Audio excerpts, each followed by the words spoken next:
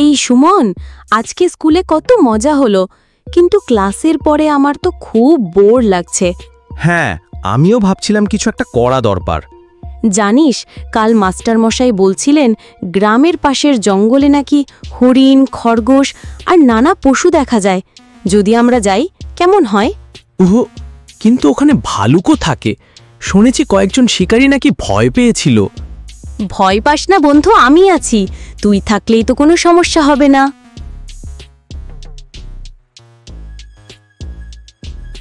বিকেলে তারা লুকিয়ে লুকিয়ে জঙ্গলের পথে হাঁটা শুরু করল। বাতাসে পাতা ঝরার শব্দ, নদীর কলকল ধ্বনি।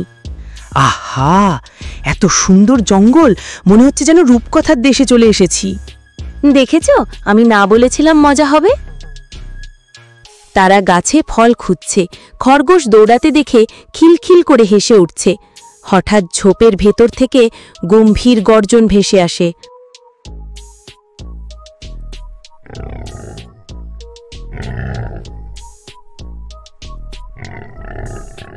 ও মা, এই শব্দটা, রাহুল, এটা কি? হ্যাঁ, এটা তো ভালুক। হঠাৎ এক বিশাল কালো ভালুক বেরিয়ে আসে। তার লাল চোখ আর ভারী শরীর দেখে দুজনের বুক ধকধক করতে থাকে। এখন কি করব রাহুল? আমি গাছে উঠছি, তুই বাঁচার চেষ্টা কর। রাহুল দ্রুত গাছে উঠে পড়ে। সুমন হতভম্ব হয়ে দাঁড়িয়ে থাকে। সে জানে গাছে উঠতে জানে না, তাই মাটিতে লুটিয়ে পড়ে নিঃশ্বাস বন্ধ করে মৃতের মতো অভিনয় করে। ভালুক কাছে আসে, ঘ্রাণ নেয়, সুমনের মুখের কাছে গরম নিঃশ্বাস ফেলে, কিন্তু নড়াচড়া না দেখে ভাবে ছেলে মারা গেছে। ধীরে ধীরে জঙ্গলের ভেতরে চলে যায়। ওহ, আমরা বেঁচে গেলাম। কিন্তু বলতো, ভালুকটা তোর কানে কি বলল? বলেছে যে বন্ধু বিপদে ফেলে পালিয়ে যায় তার সাথে কখনোই বন্ধুত্ব রাখা উচিত নয়। দুজনে ধীরে ধীরে গ্রামে ফিরে আসে। গ্রামের মানুষ তাদের দেখে জিজ্ঞাসা করতে থাকে। আমরা জঙ্গলে গিয়েছিলাম, একটা বিশাল ভালুক এসেছিল। আমি প্রাণ বাঁচাতে বুদ্ধি খাটিয়ে মরে যাওয়ার ভান করেছিলাম। ভালুক চলে যায়, কিন্তু আমার বন্ধু রাহুল তখন গাছে লুকিয়ে বসেছিল।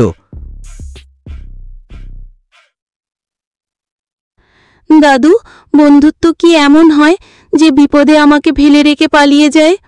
আমি ভুল করেছি দাদু।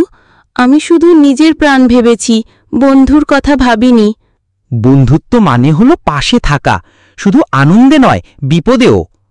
ঠিকই বলেছ সুমন। আর রাহুল, তুই আজ শিক্ষা পেলি।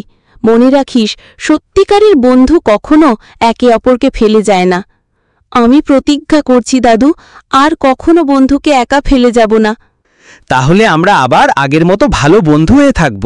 বন্ধুত্ব মানে শুধু খেলাধুলা নয়, বরং বিপদে একে অপরকে রক্ষা করা। যে বন্ধু বিপদে পাশে থাকে, সেই আসল বন্ধু।